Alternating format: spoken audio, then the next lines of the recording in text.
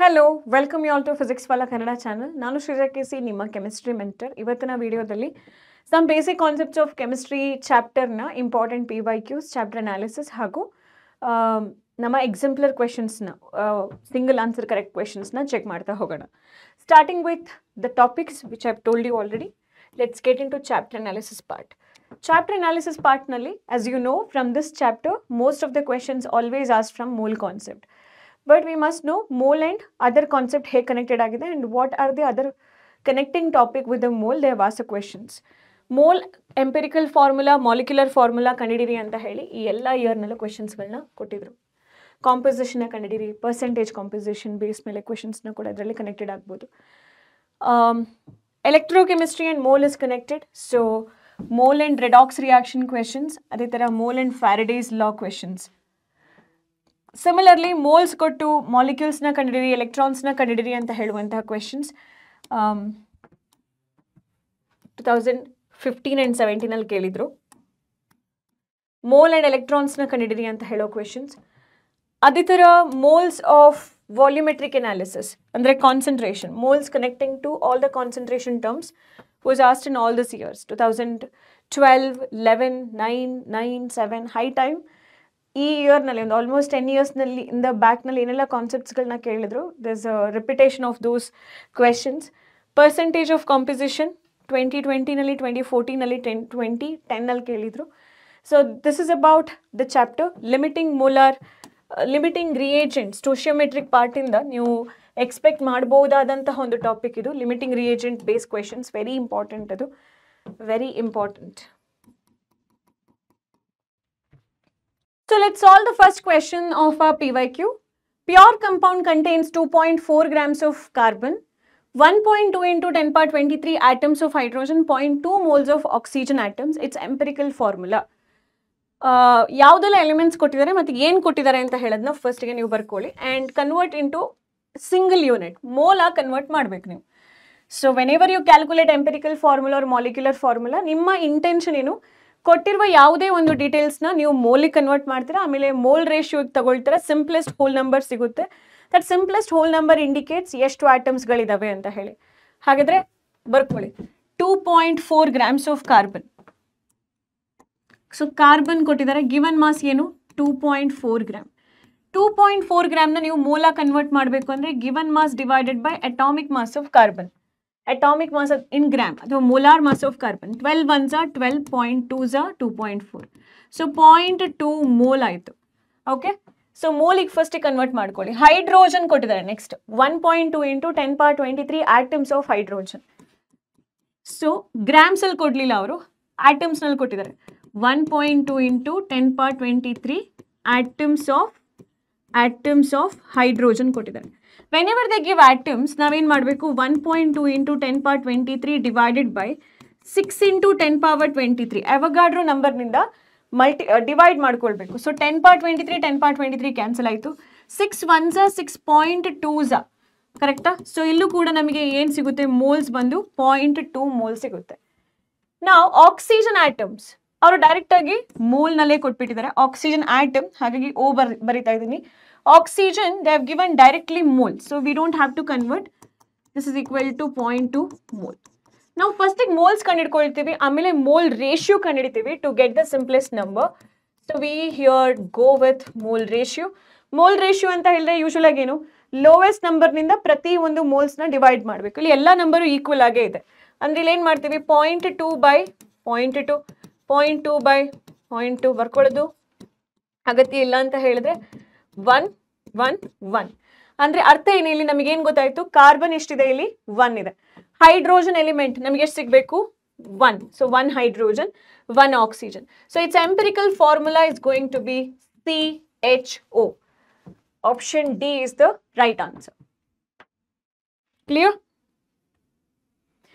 Next, how many moles of acidified K2Cr2O7 is required. ಅವರು K2Cr2O7 ಎಷ್ಟು ಬೇಕು ಅಂತ ಹೇಳಿ ಕೇಳಿದ್ದಾರೆ. To liberate 6 moles of I2 from an aqueous solution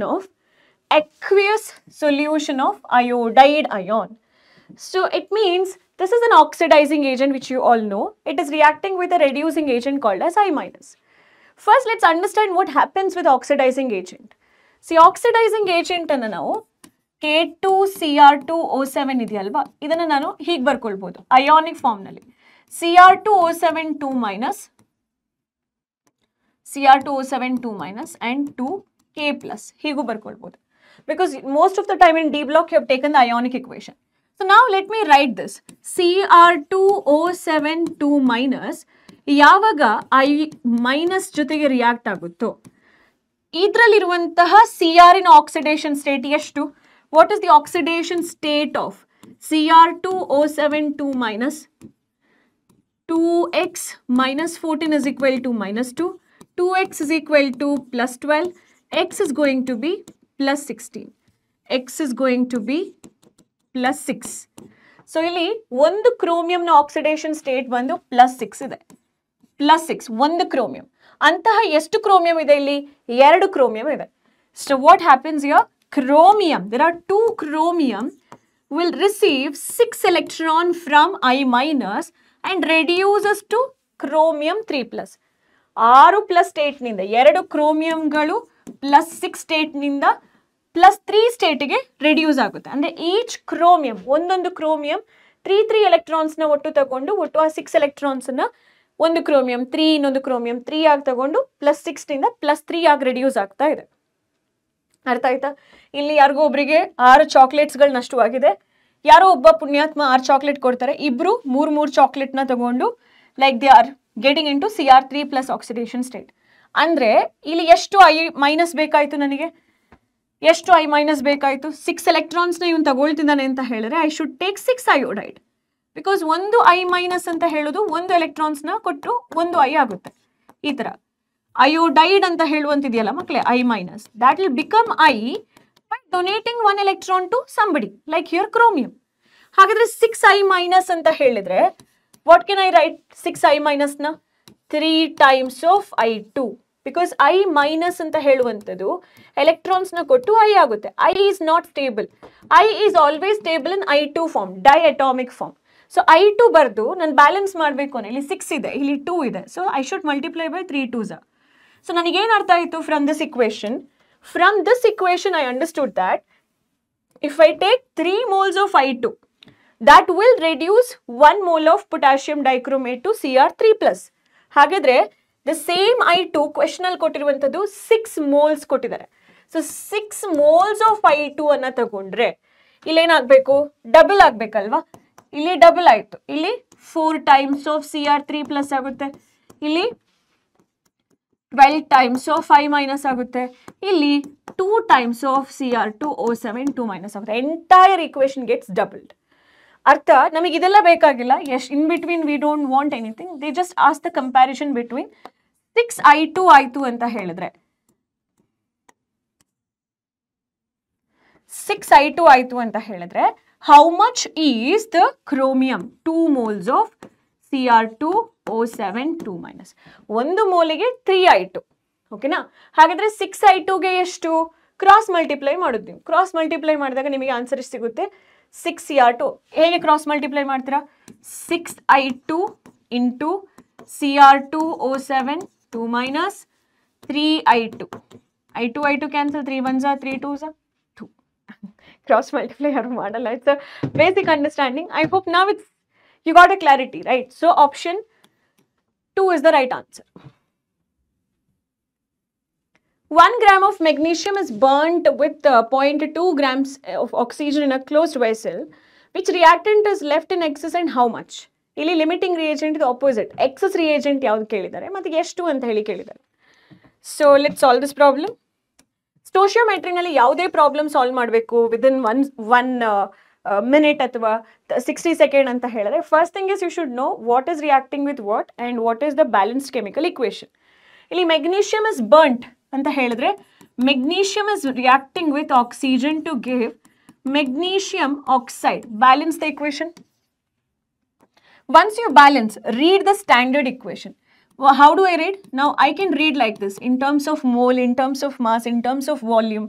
Alva?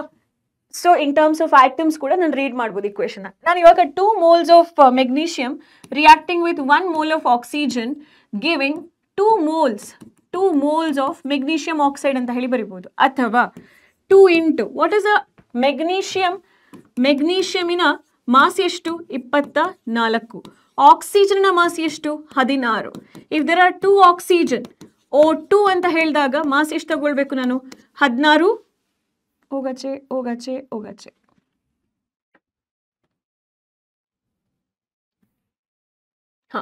16 32 ಆಗುತ್ತೆ. ಸೊ ನಾನು ಇವಾಗ ಬರಿತಾ ಇದ್ದೀನಿ 2 into 24 grams of magnesium reacts with 32 grams of oxygen to give us the product. ಅವ್ರು ಕೇಳಿರೋದೇನು? 0.28 ಗ್ರಾಮ್ಸ್ ಆಫ್ ಆಕ್ಸಿಜನ್ಗೆ ಎಷ್ಟು ಮೆಗ್ನೀಷಿಯಂ, ಅಥವಾ ಅವ್ರು ಕೊಟ್ಟಿರೋದು 1 ಗ್ರಾಮ್ ಮತ್ತು 0.28. ನಮಗೆ ಎಕ್ಸಾಕ್ಟ್ಲಿ ಗೊತ್ತಾಗಬೇಕು 1 ಗ್ರಾಮಿಗೆ ಎಷ್ಟು ಆಕ್ಸಿಜನ್ ತಗೊಳ್ಬಹುದು, ಅಥವಾ 0.28 ಗ್ರಾಮ್ಸ್ ಆಫ್ ಆಕ್ಸಿಜನ್ಗೆ ಎಷ್ಟು ಮೆಗ್ನೀಷಿಯಂನ ನಾವು ತಗೊಳ್ಬೋದು. ಯಾವ ರೀತಿನಲ್ಲಿ ಬೇಕಾದ್ರೂ ನೀವು ಕ್ಯಾಲ್ಕುಲೇಷನ್ಸ್ನ ತಗೊಳ್ಬೋದು. So let me take the calculation this way. 2 into 24 grams of magnesium 32 grams of oxygen ಜೊತೆ ರಿಯಾಕ್ಟ್ ಆಗ್ತಾ ಇದೆ. ಹಾಗಾದರೆ 0.28 ಗ್ರಾಮ್ಸ್ ಆಫ್ ಆಕ್ಸಿಜನಿಗೆ ಎಷ್ಟು ಮೆಗ್ನೀಷಿಯಂ ಬೇಕು? So let me identify the mass of magnesium required. Cross multiply ಮಾಡಿ 2 ಇಂಟು 24 ಅಂತ ಹೇಳಿದ್ರೆ can I write it as 48. So 48 gram of magnesium 48 gram of magnesium reacts with 0.28 grams of oxygen. Okay, O2 oxygen molecule ಅಂತಲೇ ಹೇಳ್ಬೋದು, divided by 32. So ಇದಿವಾಗ 4ರಿಂದ ಹೋಗುತ್ತಾ? 4 8 32, 4 28, 4.07ನಲ್ಲಿ 28 ಆಗುತ್ತೆ. Because if you have to get 0.28, 0.07 into 4 ಮಾಡಿ. 4 28, 2 ಚುಕ್ಕಿ ಆದ ಮೇಲೆ ಅಥವಾ ಡೆಸಿಮಲ್ ಪಾಯಿಂಟ್ ಆದ ಮೇಲೆ 2 ಡೆಸಿಮಲ್ ಪ್ಲೇಸ್ ಇದೆ ಅಂತ ಹೇಳಿದ್ರೆ I should consider this 0.07. 0.07 into 48 ಇದೆ. ಸೊ ಕ್ಯಾನ್ಸಲ್ ಮಾಡ್ಬೋದಾ? 8 1s 8, 8 6 48. ಸೊ 0.07 ಇಂಟು 6 ಅಂತ ಹೇಳಿದ್ರೆ ಎಷ್ಟು? 6 42. ಹಾಗೆ ಚುಕ್ಕಿ ಆದ ಮೇಲೆ 2 ಡೆಸಿಮಲ್ ಪ್ಲೇಸಸ್ ಇದೆ, like after point 0.42 grams. So ನನಗೆ ಗೊತ್ತಾಯಿತು 0.42 ಗ್ರಾಮ್ಸ್ ಆಫ್ ಮೆಗ್ನೀಷಿಯಂ ರಿಯಾಕ್ಟ್ ಆಗ್ತಾ ಇದೆ ಅಂತ ಹೇಳಿ. ನಮಗೆ ಅವ್ರು ಎಷ್ಟು ಕೊಟ್ಟಿದ್ದಾರೆ? Given is 1 gram. Given is 1 gram. Reacting is 0.42 gram. ಹಾಗಾದರೆ 1 ಗ್ರಾಮ್ ಮೈನಸ್ 0.42 ಗ್ರಾಮ್ ಮಾಡಿದರೆ you will get the answer as 0.58 gram of magnesium. This is what remains in excess. Idu remains in excess. So 0.58 grams of magnesium is the right answer. Next question. If 3.01 into 10 to the power 20 molecules are removed from 98 milligrams of sulfuric acid, the number of moles of sulfuric acid left ಎಷ್ಟು ಅಂತ ಕೇಳ್ತಾ ಇದ್ದಾರೆ.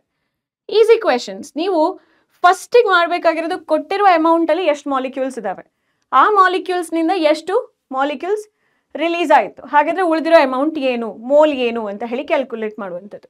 ಫಸ್ಟಿಗೆ ಏನು ಮಾಡೋಣ? Standard calculations ತೊಗೊಳ್ಳೋಣ. ಅವ್ರು ಕೇಳ್ತಿರೋದು ಸಲ್ಫ್ಯೂರಿಕ್ ಆ್ಯಸಿಡ್ ಬಗ್ಗೆ.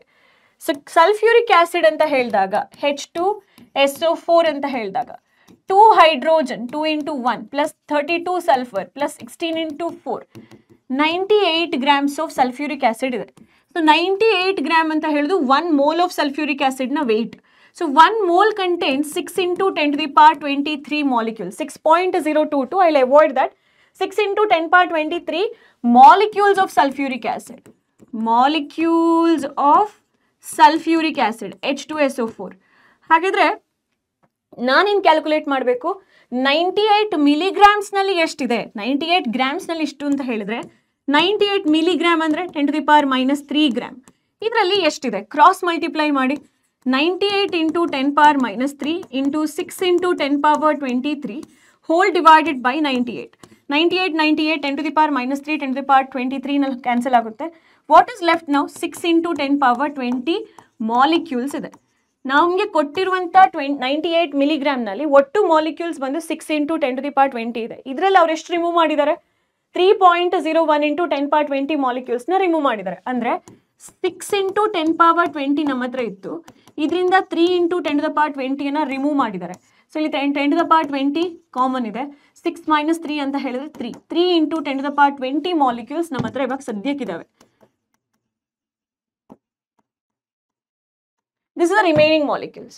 ರಿಮೈನಿಂಗ್ ಮಾಲಿಕ್ಯೂಲ್ಸ್ ಎಷ್ಟಿದ್ದಾವೆ, ಹಾಗಿದ್ರೆ ಮೋಲ್ಸ್ ಎಷ್ಟು, how much moles are left ಅಂತ ಹೇಳಿದ್ರೆ ಈ ಮಾಲಿಕ್ಯೂಲ್ಸ್ನ ನಾವು ಮೋಲ್ಸ್ ಆಗಿ ಕನ್ವರ್ಟ್ ಮಾಡ್ಕೋಬೇಕು. So 3 into 10 to the power 20 molecules ನಮ್ಮ ಹತ್ರ ಇವಾಗ ಸದ್ಯಕ್ಕಿದ್ದಾವೆ. ಅದನ್ನ ಮೋಲ್ ಆಗಿ ಕನ್ವರ್ಟ್ ಮಾಡಬೇಕು ಅಂದರೆ divide by ಅವಗಾಡ್ರೋ number 6 into 10 power 23.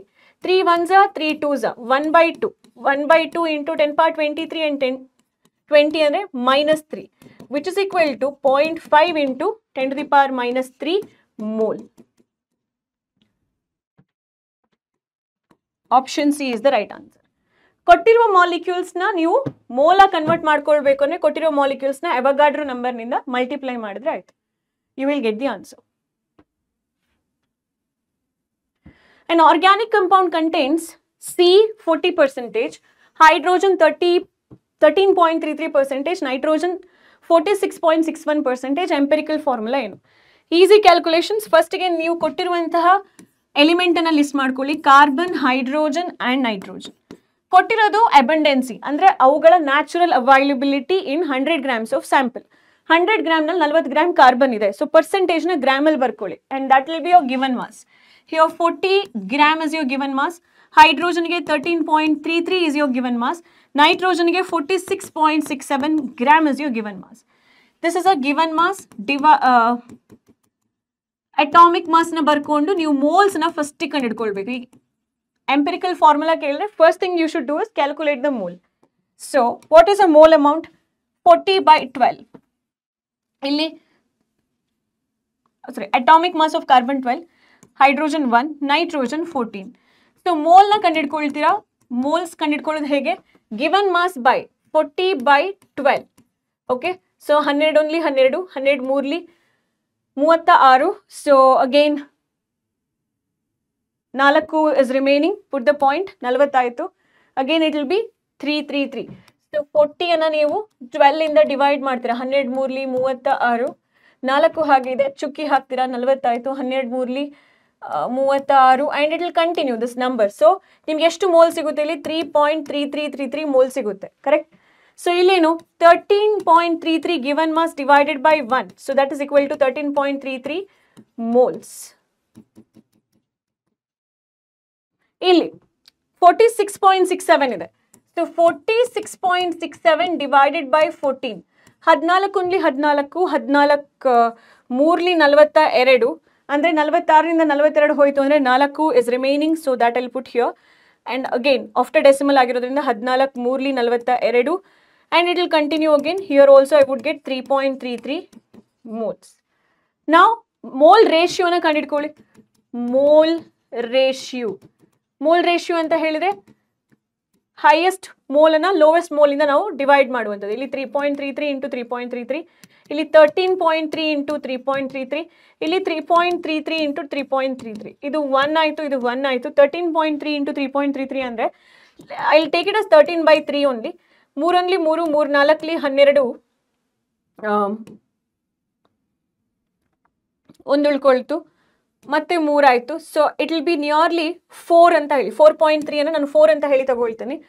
ಅರ್ಥ ಕಾರ್ಬನ್ ಒಂದ್ಸಲ ಇದೆ, ಹೈಡ್ರೋಜನ್ ಒಂದ್ಸಲ ಇದೆ, ನೈಟ್ರೋಜನ್ 4 ಟೈಮ್ಸ್ ಇದೆ. ಅಥವಾ ನೀವು ಕೊಟ್ಟಿರೋ ಆಪ್ಷನಲ್ಲಿ ಹೈಡ್ರೋಜನ್ 4 ಟೈಮ್ಸ್ ಅಲ್ವಾ ಮಕ್ಕಳೇ?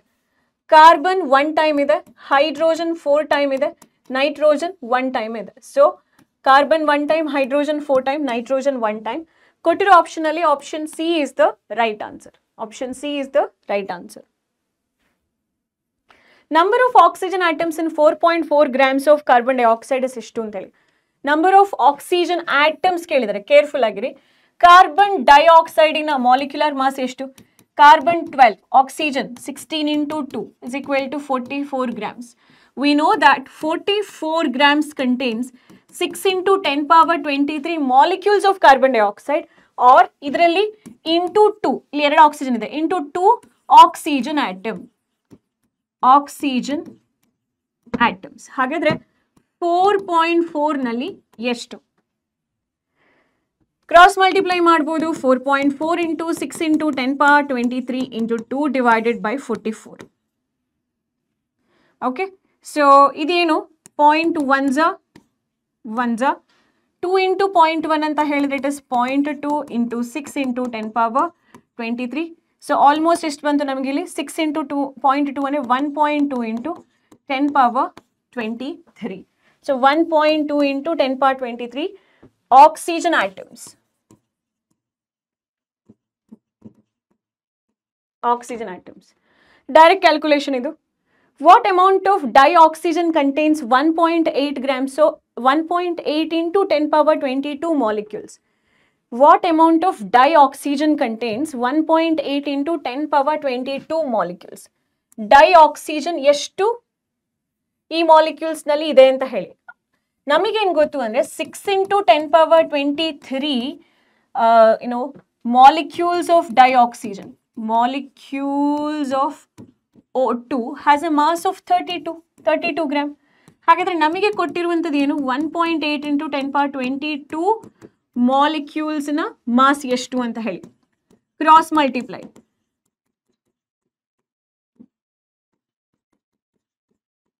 6 18 ಆಯಿತು 0.3. ಸೊ 32 ಇದು ಕ್ಯಾನ್ಸಲ್ ಆಗುತ್ತೆ. And we are left with 1 10 illi. Just 1 10 is cancel. So we are left with 1 10. So what are we left with? We are left with so much content. Yes. So 0.3 into 2 anta helidre 3 7 9 9.6 by 10 anta helidre 0.96 grams of oxygen. So namige ಏನು answer ಸಿಗ್ತಾ ಇಲ್ಲಿ option B ಸಿಗುತ್ತೆ. ಇದು ನೆನ್ಪಿಟ್ಕೊಳ್ಳೋಕ್ಕಾಗುತ್ತೆ ಅಂತ ಹೇಳಿದ್ರೆ rest becomes easy. ಇದೇ ಇದ್ರದ್ದು key concept. ಕೊಟ್ಟಿರೋ ಮಾಲಿಕ್ಯೂಲ್ಸ್ಗೆ ಇಷ್ಟೊಂದು ಮೋಲಾರ್ ಮಾಸ್ ಇತ್ತು ಅಂತ ಹೇಳಿದ್ರೆ ನಮಗಿರೋ ಸ್ಟ್ಯಾಂಡರ್ಡ್ ಮಾಲಿಕ್ಯೂಲ್ಸ್ಗಿರುವ ಮೋಲಾರ್ ಮಾಸ್ ಇಷ್ಟು ಅಂದರೆ ಕೊಟ್ಟಿರುವ ಮಾಲಿಕ್ಯೂಲ್ಸ್ದು ಮಾಸ್ ಏನು ಅಂತ ಹೇಳಿ ಕಂಡುಹಿಡಿಬೇಕಂದ್ರೆ you just have to use this. 2 students performed the same experiment separately and each one of them recorded 2 readings of mass which are given below. Okay, so you can see the recordings of student A and student B. Recordings ನಲ್ಲಿ first trial ನಲ್ಲಿ student A report ಮಾಡಿದ್ದು 3.01 reading. Second trial ನಲ್ಲಿ ಅದೇ student 2.99 ಅಂತ ಹೇಳುವ reading ನ report ಮಾಡ್ತಾರೆ. Student B ಬಂದು 3.05 2.95 ಮಾಡ್ತಾ ಇದ್ದಾರೆ. ನಾವೇನ್ ಮಾಡೋಣ, before completing the question I will teach you how to calculate the average value. Average ನ ನೀವು ಕ್ಯಾಲ್ಕುಲೇಟ್ ಮಾಡ್ಬೇಕು. ಇವಾಗ ಆವರೇಜ್ ವ್ಯಾಲ್ಯೂ ಆಫ್ ಎ ಅಂತ ಹೇಳಿದ್ರೆ ನೀವು ಯೂಶುವಲ್ ಆಗಿ ಟೈಟ್ರಿಮೆಟ್ರಿಕ್ ವ್ಯಾಲ್ಯೂನಲ್ಲಿ ಮಾಡ್ತೀರಲ್ವಾ, ಇದನ್ನ ಆ್ಯಡ್ ಮಾಡ್ತೀರಾ. ಆಮೇಲೆ ಬಂದಿರುವ ವ್ಯಾಲ್ಯೂವನ್ನು ನೀವು ನಂಬರ್ ಆಫ್ ಟ್ರಯಲ್ಸ್ ಎಷ್ಟು 2 ಟ್ರಯಲ್ಸ್ ತಗೊಂಡಿದ್ರೆ ಅಂದರೆ 2 1s 2 3s. ನಿಮ್ಗೆ ಇಲ್ಲಿ ಆವರೇಜ್ ವ್ಯಾಲ್ಯೂ ಏನು ಬರ್ತಾ ಇದೆ 3 ಅಂತ ಹೇಳೋದು ಬರ್ತಾ ಇದೆ. 3 ಗ್ರಾಮ್ಸ್ ಅಂತ ಹೇಳಿ ಕೊಡಲಿಲ್ಲ, ಬಟ್ ಜಸ್ಟ್ 3 ಅಂತ ಹೇಳಿ ಮೆನ್ಷನ್ ಮಾಡ್ತೀನಿ. ಅದೇ ಥರ ಆವರೇಜ್ ವ್ಯಾಲ್ಯೂ ಆಫ್ ಬಿ ತೆಗಿರಿ. ಆವರೇಜ್ ಆಫ್ ಬಿ ತೆಗಿರಿ. Add both the values 3.05 2.95 5 5 10 and here it is also 10 and 6. So illu kuda 6/2 anta helidre it is 3 and 3 both of them got an average value of 3. Okay, now you understood that there are two students taken the reading, erade trial madidru, our average value kuda ನಾವು ಕಂಡಿಡಿದ್ವಿ. Continuing the question, correct reading of mass is 3.0. ಅವರು ಕೊಟ್ಟಿರೋದು ಒಂದು value ಇದೆ, so that's called as true value. ನಮಗೆ ಅಷ್ಟು ಸಿಗಬೇಕು. Okay, ನಮಗೆ average ತೆಗಿಬೇಕಾದ್ರೆ ಇಷ್ಟು ವ್ಯಾಲ್ಯೂ ಸಿಗಬೇಕು ಅಂದರೆ ನಿಮ್ಮ ಎಕ್ಸ್ಪೆರಿಮೆಂಟ್ ಇಸ್ ಕರೆಕ್ಟ್ ಅಂತ ಹೇಳಿ. On the basis of given data, mark the correct option out of the following statement. And here we have the statement. ಅವ್ರು ಕೇಳಿರೋ ಕ್ವೆಶನ್ ಏನು ಗೊತ್ತಾ, ಅವ್ರು ಕೇಳ್ತಾ ಇದ್ದಾರೆ ಯಾವ ಸ್ಟೂಡೆಂಟಿನ ವ್ಯಾಲ್ಯೂ ಪ್ರಿಸೈಸ್ಡ್ ಇದೆ, ಅಕ್ಯುರೇಟ್ ಇದೆ. ಇಲ್ಲಿ ನಿಮಗೆ ಗೊತ್ತಾಗಬೇಕಾಗಿರುವಂಥ 2 ಟಾಪಿಕ್ ಏನು ಅಂತ ಹೇಳಿದ್ರೆ, what do you mean by precision and accuracy. Accuracy ಮತ್ತು ಪ್ರಿಸಿಷನ್ಗಿರುವ ಡಿಫ್ರೆನ್ಸ್ ಏನು ಅಥವಾ ಮೀನಿಂಗ್ ಏನು. ಪ್ರಿಸಿಷನ್ ಅಂತ ಹೇಳಿದ್ರೆ closeness of the readings. Accuracy anta helidre average value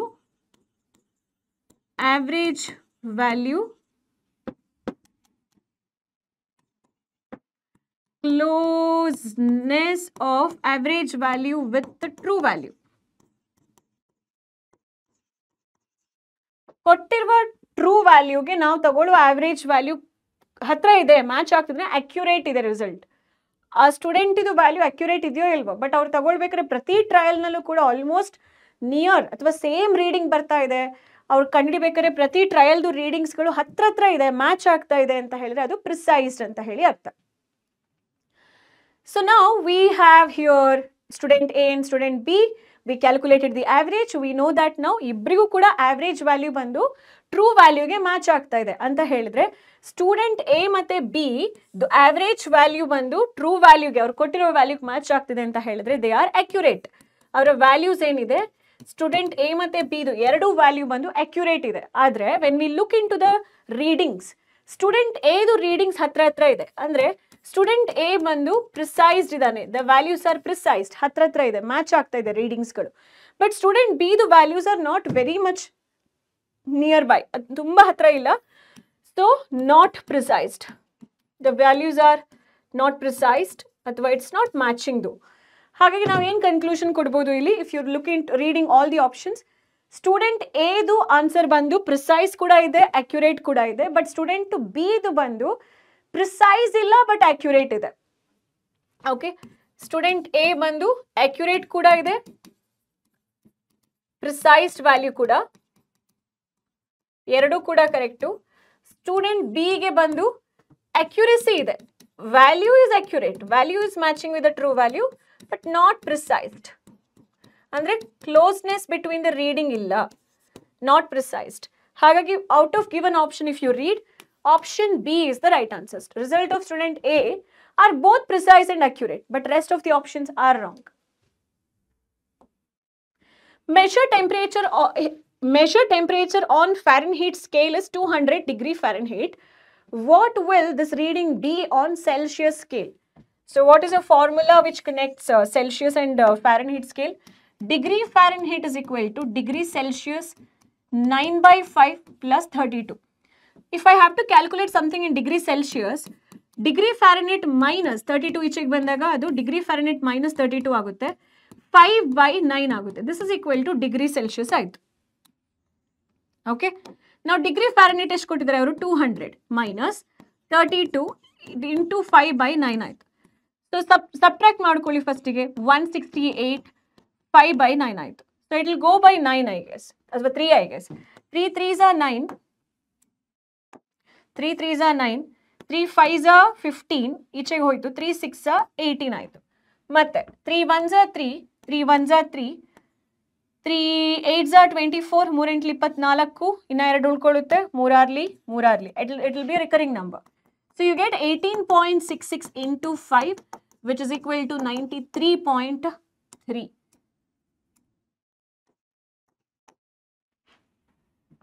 93.35. So right answer ಬಂದು option C, degree Celsius ಆಗಿರುತ್ತೆ. What will be the molarity of a solution which contains 5.85 grams of sodium chloride per 500 ml of water? ಅವರು given mass of a solute ಕೊಟ್ಟಿದ್ದಾರೆ, WB ಎಷ್ಟು 5.85 gram. Molar mass of solute NaCl ನ ನಾವು ಕಂಡುಹಿಡ್ಕೊಳ್ಬೇಕು. Sodium 23, chlorine 35.5 is equal to 58.5 ಆಯಿತು. Given volume is 500 ml ಆಯಿತು. ಹಾಗಿದ್ರೆ ಮೊಲಾರಿಟಿಯನ್ನು ಕಂಡುಹಿಡ್ಕೊಳ್ಬೇಕು ಅಂದರೆ capital M is equal to given mass by molar mass into volume. If it's in milliliter, we multiply this by 1000. Substitute the value. Given mass ಎಷ್ಟು 5.85 divided by molar mass ಎಷ್ಟು 58.5. Given volume 500. Since it is in milliliter, we'll multiply by 1000. 500 ones are 500, 2s are 1000. You just have to solve this, right? So 5.85. 5.85 ನ ಹೇಗೆ ಬರ್ಕೊಳ್ತೀರಾ? 585 decimal ಆದ ಮೇಲೆ 2 ಅಂಕಿ ಇದೆ 100 ಬರ್ಕೊಳ್ತೀರಾ. ಅದೇ ಥರ 58.5 ನ ಹೇಗೆ ಬರ್ಕೊಳ್ತೀರಾ? 585 ಡೆಸಿಮಲ್ ಆದ ಮೇಲೆ 1 ಅಂಕಿ ಇದೆ 1 0. So if you would solve that, once ಇದು ಪಾಯಿಂಟ್ ಬರ್ಕೊಳ್ಳಿ, 585 divided by 100, 585 denominator to denominator 10 ಆಯಿತು, 0 0 ಕ್ಯಾನ್ಸಲ್ ಆಯಿತು, ಇಲ್ಲಿ 2 ಇದೆ. ಸೊ 585 ಕ್ಯಾನ್ಸಲ್ ಆಯಿತು, 2/10 ಅಂತ ಹೇಳಿದ್ರೆ it is just 0.2 mole per litre.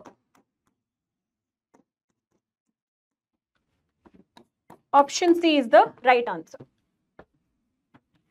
If 500 ml of 5 molar solution is diluted to 1500 ml, what will be the molarity? Molarity of dilution equation hege baritira? M1 V1 is equal to M2 V2. So 500 ml, let me take it as V1 into molarity of 5 molar M1 reacting ಅಥವಾ diluted to 1500. ಆಗ M2 ಎಷ್ಟು ಅಂತ ಹೇಳಿ calculate ಮಾಡಬೇಕು. So 500 into 5 divided by 1500, 0, 5 ones are 5 3s are, 3 ones are 3 1.6 are. So what is should be the value of M2? 1.6. 3 ones are 3 and 3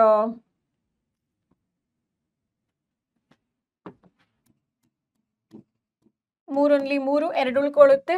So 3 early 18 18 18, it's a recurring number. Okay, option B is the right answer. The number of atoms present in 1 mole of an element is equal to Avogadro number. Idu standard statement.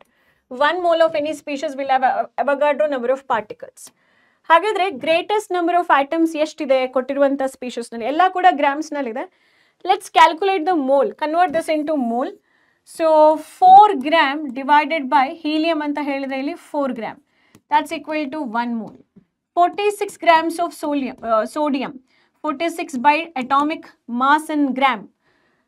Atomic mass in gram and molar mass. It is equal to 2 mole. Okay. 0.40 gram by 40. Atomic mass of calcium bandu 40. That you should remember. 0.40 ಅನ್ನು ಹೇಗೆ ಬರಿಬಹುದು? 40 by 100 ಅಂತ ಹೇಳಿ ಬರಿಬಹುದು. So it's equal to 0.01 mole. 12 gram by 4, it's equal to 3 mole. So option D is the right answer. If the concentration of glucose in blood is 0.9 gram per liter, ಇಲ್ಲಿ WB ಕೊಟ್ಟಿದ್ದಾರೆ ಅವರು 0.9 gram ಅಂತ ಹೇಳಿ, what will be the molarity of the glucose in blood? Volume ಕೂಡ ಕೊಟ್ಟಿದ್ದಾರೆ 1 liter ಅಂತ ಹೇಳಿ. Glucose C6H12O6 molecular mass ಕಂಡಿಡ್ಕೊಳ್ಳಿ. 12 into 6 plus 12 hydrogen, 16 into 6. It's equal to 12 6 are 72 plus 12, 16 6 are 96. Add ಮಾಡಿ 6 plus 2 8, 8 plus 2 10, 9 ಒಂದು 10 8, 180 ಗ್ರಾಮ್ ಪರ್ ಮೋಲ್. ಸೊ ನಿಮಗೆ molar mass ಗೊತ್ತಿದೆ, that is 0.9 into 180. ಹೌದಾ? ಅಥವಾ you can write this as 9 divided by 10 into 180. 9 ones are 9 twos are. So 1 by 2 into 100 ಆಯ್ತು. 1 by 2 ಅಂತ ಹೇಳಿದ್ರೆ it is 0.5 into 100 ಅಂತ ಹೇಳಿದ್ರೆ 0.0 10 to the power minus 2 ಆಯ್ತು ಇದು. So it is 0.5 divided by 100 or 0.005 ಆಯ್ತು. So 0.005 molar. ಇಷ್ಟ ನೆನ್ಪಿಟ್ಕೊಳ್ಳಿ ನೀವು. 0.5 by 100 ಅರ್ಥ ಏನು? 2 0 ಹಾಕಿದ ನಂತರ ನೀವು ಪಾಯಿಂಟ್ ಅನ್ನು ಹಾಕಬೇಕು. Like you have to put again 2 zeros. So 0.005 molar. What will be the molality of the solution containing 12.85 grams of HCl gas in 500 grams of water? Okay. So first ಗೆ moles ಕಂಡಿಡ್ಕೊಳ್ಳಿ. Moles ಎಷ್ಟು? Given mass is 18.25 by HCl molar mass. 18.25 by 36.5. 36.5 is equal to ಎಷ್ಟಾಯಿತು? 0.5 ಆಯಿತು. 1s are 2s are. Now molality ಅಂತ ಹೇಳಿದ್ರೆ ಏನು? Molality is equal to moles of solute by solvent ಅಥವಾ mass of the solvent. Mass of solvent. So ಎಷ್ಟಾಯ್ತು ಇಲ್ಲಿ? 0.5 into mass of the solvent is 500 gram. 500 gram in kg ಎಷ್ಟು? Divide by 1000. 0 0 0 0. 5 ones are 5 twos are. So it will be equal to 1/2 ಅಂತ ಹೇಳಿದ್ರೆ 0.5 kg. So 0.5 kg. So mole per kg ಆಯಿತು. That's equal to 1 molal. So 1 small letter m, 1 molal. 1 mole of any substance contains 6 into 10 power 23 atoms or molecules. Number of molecules in H2SO4 present in 100 ml of 0.02 molar H2SO4 solution is how much? So, namigenu gottu molarity gottu. Molarity is equal to moles given mole by volume. ನಮಗೆ ಅವರು molarity ಕೊಟ್ಟಿದ್ದಾರೆ ಎಷ್ಟು 0.02 molarity ಕೊಟ್ಟಿದ್ದಾರೆ. Moles ಅನ್ನು ಕಂಡುಹಿಡ್ಕೊಳ್ಳೋಣ. ಫಸ್ಟಿಗೆ volume ಕೂಡ ಕೊಟ್ಟಿದ್ದಾರೆ 100 ml. 100 ml. What is 0.02? 2 divided by 100. ನೀವು ಇದನ್ನ ಕ್ರಾಸ್ ಮಲ್ಟಿಪ್ಲೈ ಮಾಡಿದ್ರೆ 100 ಕ್ಯಾನ್ಸಲ್ ಆಯಿತು. 2 moles. So you got it as 2 moles. So 1 mole ನಲ್ಲಿ ಅವಗಾಡ್ರೋ ನಂಬರ್ ಇದ್ರೆ 2 moles ನಲ್ಲಿ ಎಷ್ಟು? 2 times of Avogadro number. So ಹಾಗಾದ್ರೆ ಇಲ್ಲಿ ಯಾವುದು ರೈಟ್ ಆನ್ಸರ್? ಆಪ್ಷನ್ ಡಿ ಅಲ್ವಾ? 2 into 6 into 10 power 23 ಅಥವಾ 12 into 10 power 23 ಮಾಲಿಕ್ಯೂಲ್ಸ್ಗಳು ಇರಬೇಕು. Option D is the right answer.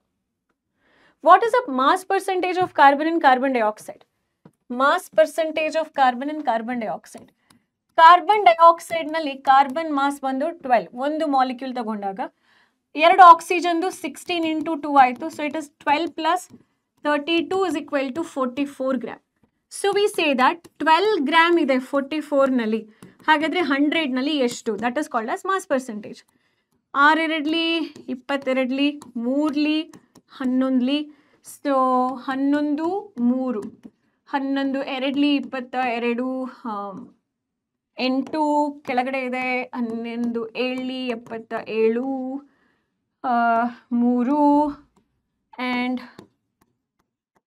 ಇದು ಕಂಟಿನ್ಯೂ ಆಗ್ತಾ ಹೋಗುತ್ತೆ 27.27%. So it is 27.27%. The empirical formula and molecular formula of a compound. Empirical formula ಬಂದು CH2O. ಅಂದರೆ empirical formula mass ಎಷ್ಟಾಯಿತು? ಕಾರ್ಬನ್ 12, ಹೈಡ್ರೋಜನ್ 2, ಆಕ್ಸಿಜನ್ 16 ಅಂತ ಹೇಳಿದ್ರೆ ಇಟ್ ಇಸ್ 30 ಗ್ರಾಮ್ ಆಯಿತು. Molecular formula mass ಕೊಟ್ಟಿದ್ದಾರೆ. ಮಾಲಿಕ್ಯುಲರ್ ಮಾಸ್ ಎಷ್ಟು? 180 ಗ್ರಾಮ್ ಕೊಟ್ಟಿದ್ದಾರೆ. So empirical formula molecular mass ಕೊಟ್ಟಿದ್ದಾರೆ. What will be the molecular formula of the compound? So molecular formula ಕಂಡುಹಿಡಿಬೇಕು ಅಂತ ಹೇಳಿದ್ರೆ ನಮಗೆ ಎನ್ ಫ್ಯಾಕ್ಟರ್ ಗೊತ್ತಿರಬೇಕು. ಫಸ್ಟಿಗೆ ಎನ್ ಫ್ಯಾಕ್ಟರ್ ಫಾರ್ಮುಲಾ ಏನು? N factor is equal to molecular formula mass divided by empirical formula mass.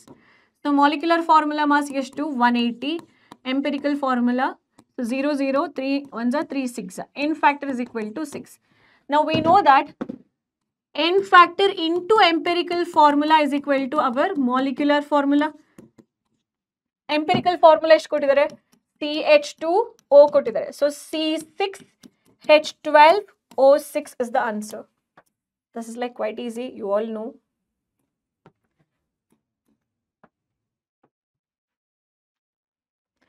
If the density of the solution is 3.12 gram, density 3.12 gram per ml. Mass is equal to 1.5 milliliter. Hagadre volume will be equal to density into mass. 3.12 into 1.5 is equal to 4680, but 4.680 agutte. Now, what is the significant figure? So what is the significant figure in this final answer? Significant figure na ನಾವು calculate ಮಾಡಬೇಕು ಅಂತ ಹೇಳಿದ್ರೆ multiplication factors ನಲ್ಲಿ ಯಾವ term ನಲ್ಲಿ list significant figure ಇದೆ? ಇಲ್ಲಿ ಎರಡು ಟರ್ಮ್ ಇದೆ, 3.12 ಟರ್ಮ್ ಮತ್ತೆ 1.5. 1.5 ಟರ್ಮ್ ನಲ್ಲಿ ಎರಡು ಸಿಗ್ನಿಫಿಕೆಂಟ್ ಫಿಗರ್ ಇರುವಂತದ್ದು. ಸೊ 2 ಸಿಗ್ನಿಫಿಕೆಂಟ್ ಫಿಗರ್ ಇದೆ ಅಂತ ಹೇಳಿದ್ರೆ we have to round off to 4.6. But 4.6ಗೆ ನಾವು ಕಟ್ ಮಾಡಬೇಕಾದ್ರೆ ಅದರ ನೆಕ್ಸ್ಟ್ ನಂಬರ್ ಬಂದು ಗ್ರೇಟರ್ ದ್ಯಾನ್ 5 ಇತ್ತು ಅಂದರೆ 4.6 ಬಂದು 4.7 ಆಗುತ್ತೆ. ಸೊ ರೈಟ್ ಆನ್ಸರ್ ಬಂದು 4.7 grams. Which of the following statement about compound is incorrect? A molecule of a compound has atoms of different element. Correct. Incorrect ಕೇಳಿದ್ದಾರೆ ಅವರು. Incorrect. A compound cannot be separated into its constituent element by physical methods of separation. Correct ಅಲ್ವಾ? Physical methods of separation ಅಂದರೆ chromatography, crystallization, differential extraction ಅಂತ physical separations ಎಲ್ಲ ನಮಗೆ ಸಾಧ್ಯ ಆಗಲ್ಲ. ಈಗ H2O can you handpick hydrogen and oxygen? You can't do that. A compound retains the physical property of its constituent element. ಹೇಗೆ? Compound of water do not have the property of hydrogen and oxygen.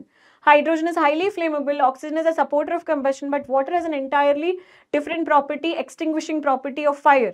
So compound property is not, it will not retain the constituent property. Compound will forget the constituent property and will form a new property. Ratio of atoms of different element in a compound is always fixed. That's true. Hydrogen mass is 2, oxygen mass is 16. The ratio will be, simplest ratio will be 1.1:8. So incorrect statement ಏನಾಯ್ತು ಇಲ್ಲಿ option C ಆಯ್ತು.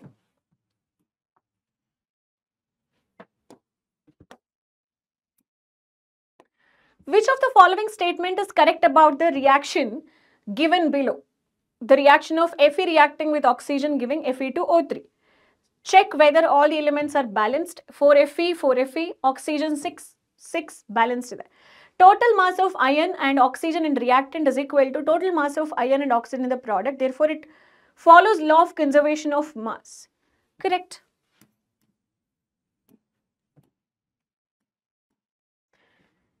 The total mass of reactant, total mass of the product. Therefore, it will, no.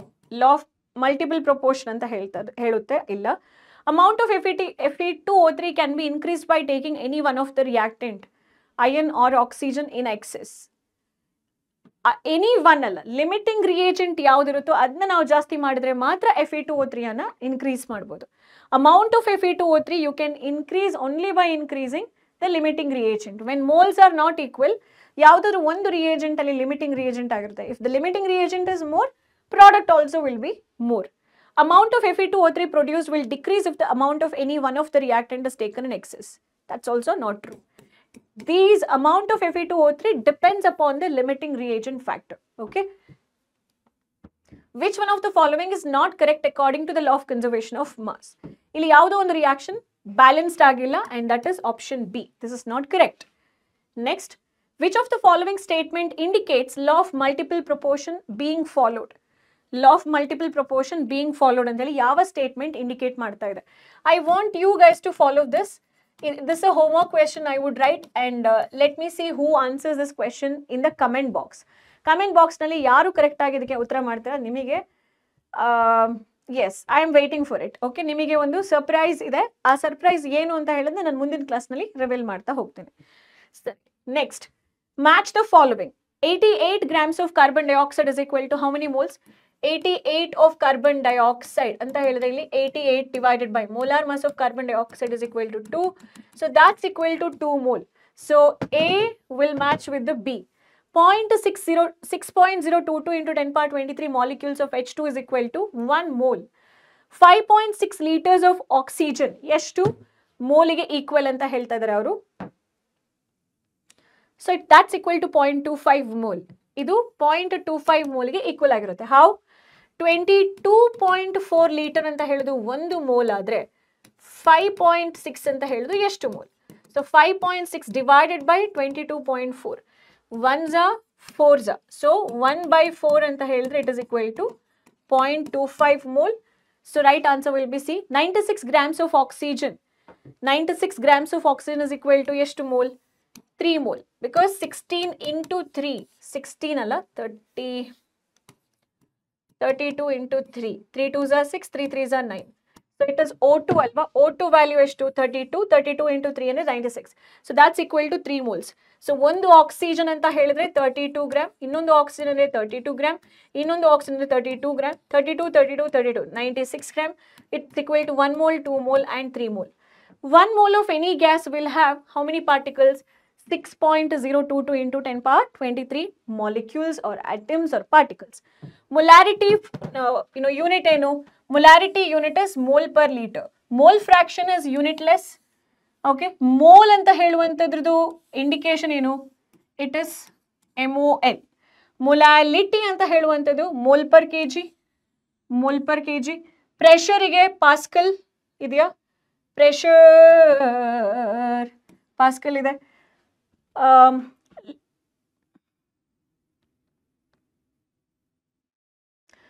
Luminous intensity, candela.